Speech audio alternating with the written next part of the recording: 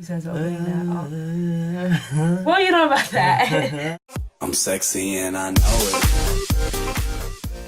Hey, beautiful people. I'm Leek. And Mia. So, sorry, a million times sorry for our lack of videos. Yes, we have been telling how much we owe you guys.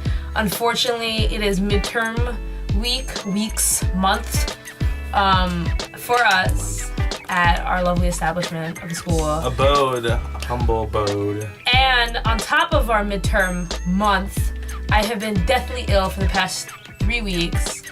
Pretty sure 1 week I literally could not talk and I was like, no video is gonna be made. They will understand. Our first time. Yes. Yay. I got just input on this now.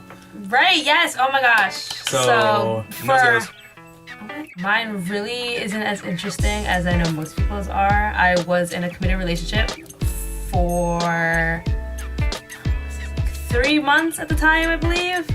Committed relationship. You know, we were just chilling in my bed. Just chilling. Mind you, this is with a girl. So we're just chilling with the bed. And, you know, it's kind of awkward at first, I'm not gonna lie. I thought it was awkward. And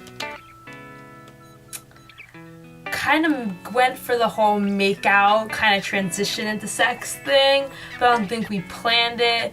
So we're just sitting there making out. And then I had no idea what I was doing, but I was just like, fuck it, gonna wing it. Let's see how this goes. It went fine. I mean, I don't know. Actually, but then again, I've never heard any first time stories from any lesbian. So I don't know if it's an awkward thing or if it's just kind of like, ooh, like, yay. But, not really anything special there. Went down on her. At the time, I did not want her to reciprocate, so that was, yeah. And then for me, when she reciprocated for me, that was like 6 months down the road. My significant other at the time was straight and met me because I turned bitches out. That's the point. Every lesbian knows, don't fuck with straight girls. It's not worth it. Well, my story, it happened like, what, 3 weeks ago? No. 2 weeks ago? I was a friend. I told him that I was just over being a virgin, so he came over and he spent the night. And let's just say it was painful. It took like 15 minutes just to get in, and I was awkward one, so it's like he was here for 2 hours before I even made a move. So that's just like that situation. And then when he tried sticking it in, it was just like, oh, I can feel it. And I was just like, oh, there it is. And oh yeah. So yeah, and then you think he's always all the way in, and then he goes in more, and I'm just like, oh, it takes the breath out of my lungs, and I'm just like, now, well, do you consider laying down another position? How are you laying down? On my stomach. That is a position. Alright, so I was in 2 positions all night. I went from doggy style to laying down because I did not want to do anything else after a while. After he was... You were quite exhausted. Yes, I was. I don't know how. We went for like an hour and some umpteenth minutes. Let's just say I told him to stop because I was thirsty. I left, had a conversation. That sounds pretty weird, but I don't care. And I came back and he told me he was about to come, and my conversation was about me being pissed that he would not come. So you know what happened? It went on for another 20 or 30 minutes. Damn. And then he finally came. And you know what else happened? He wanted to go another round. No! Nothing dispersed out of anywhere that night. So I was just the pleasure giver. And the next morning stuff happened. Yeah, it wasn't sex though. Just like morning wake up boner. So yeah. Morning wood. Yeah.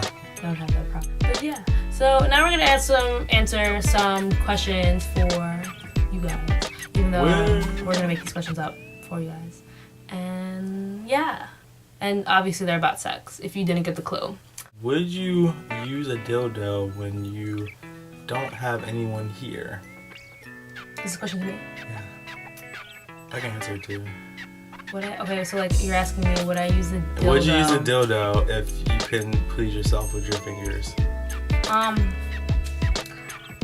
don't think so, but that's just because like it's me and like I guess I'm assuming this is a masturbation question. Yeah.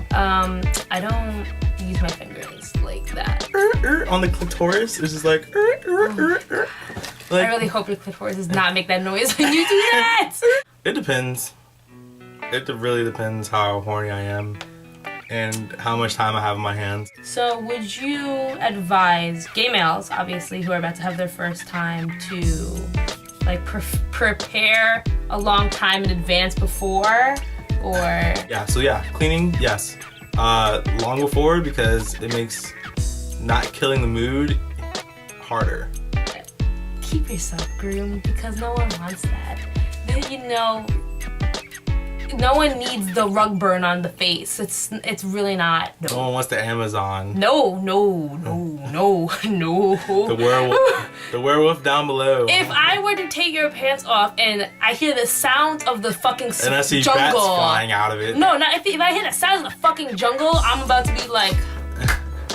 Yeah, same thing. If you go out, party Friday, Saturday, Sunday, whatever day of the week you decide to go out. Yeah, it doesn't matter if you usually don't get it. Who knows? Maybe a guy might be drunk enough to have sex with you.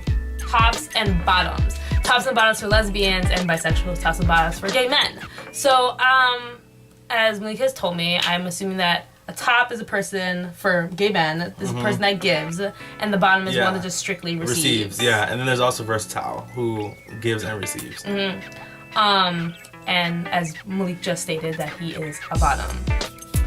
He's just a big teddy bear. Yeah. Us, it's more of like a dominance thing. So like, you know, people are like tops are very like aggressive. They're very, you know, like the same concept. Like I'm going to give to you, but this does not necessarily mean that they don't want to receive either.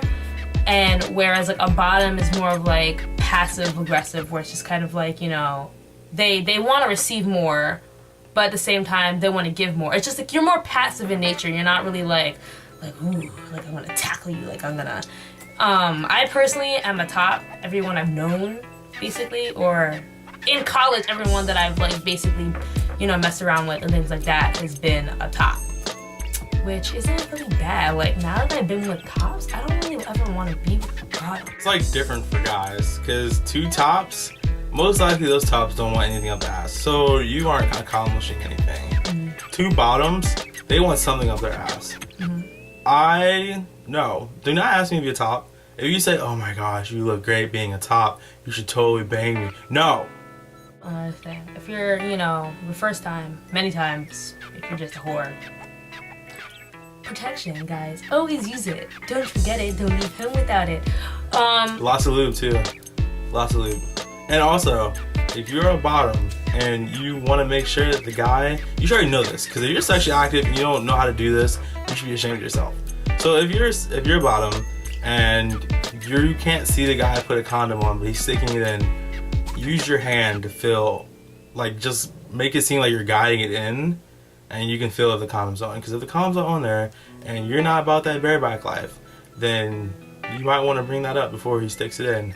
Well, I mean, I feel like if we're on the college note as well, I feel like no matter who you're getting with, I mean, like, unless you've been dating this person, in all honesty, I feel like you always should be using protection. I'm gonna be honest with you, for my first time, I didn't really use protection. I mean, first of all, I'm a bad example for everyone because I don't really ever use it. Right. It's just dental dams are a very weird concept for me because in my head, I just picture like saran wrap and then just like putting it over a vagina. Right. And then just like, but then what does that do? I can't get the goodness. Yeah. Thanks for watching our video. You can hit the subscribe button and also like our page. And I don't know what the fuck it is. And yeah.